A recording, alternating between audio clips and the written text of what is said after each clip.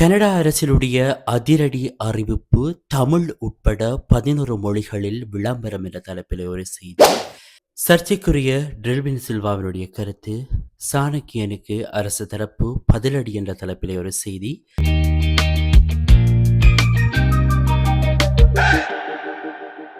சர்ச்சைக்குரிய டெல்வின் சில்வாவினுடைய கருத்து, சாணக்கியனுக்கு அரசு தரப்பு பதிலடி என்ற தலைப்பிலே ஒரு செய்தி.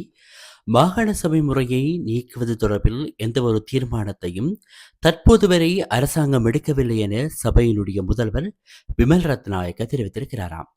மாகாண சபை முறை நீக்கப்பட உள்ளதாக ஜேவிபியினுடைய பொதுச் செயலாளர் டெர்வின் சில்வா கூறியுள்ள கருத்து தொடர்பிலே இலங்கையினுடைய தமிழரசு கட்சியினுடைய மட்டக்களப்பு மாவட்டத்தின் நாடாளுமன்ற உறுப்பினர் ராவண்ணா சாணக்கியன் நேற்றைய தினம் நாடாளுமன்றத்தில் கேட்டபோதே சபை முதல்வர் விமல் ரத்நாயக்கா மேற்கொண்டுள்ளவாறு குறிப்பிட்டிருக்கிறாராம். இது தொடர்பில் அவர் மேலும் தெரிவிக்கையில, புதிய அரசியலமைப்பு 3 வருடங்களுக்கு பின்னரே கொண்டுவரப்படும் எனவும் அதிகார பகிர்வு தொடர்பில் கலந்துரையாட போதுமான கால அவகாசம் உள்ளதாகவும் தெரிவித்திருக்கிறாராம்.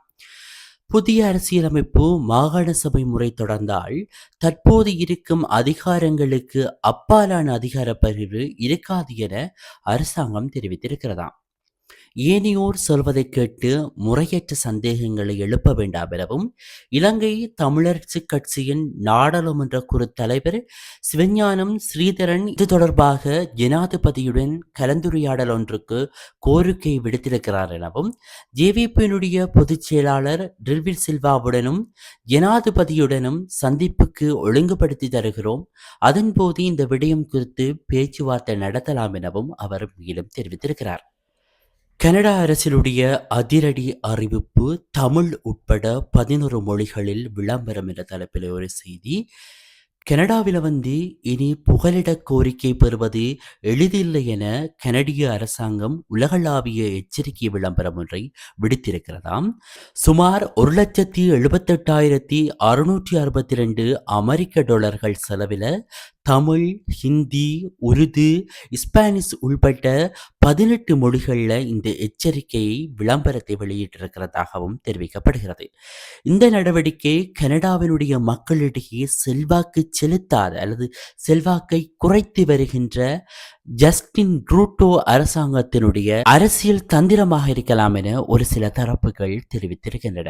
குறித்த விளம்பரத்தில் கனடாவிலே இனி புகலிடம் கோருவது எளிதில்லை எனவும் தகுதி பெற கடுமையான வழிமுறைகள் உள்ளதாகவும் முடிவெடுக்க முன்னர் அவை குறித்து நன்கு தெரிந்து கொள்ளுங்கள் எனவும் குறிப்பிடப்பட்டிருக்கிறது.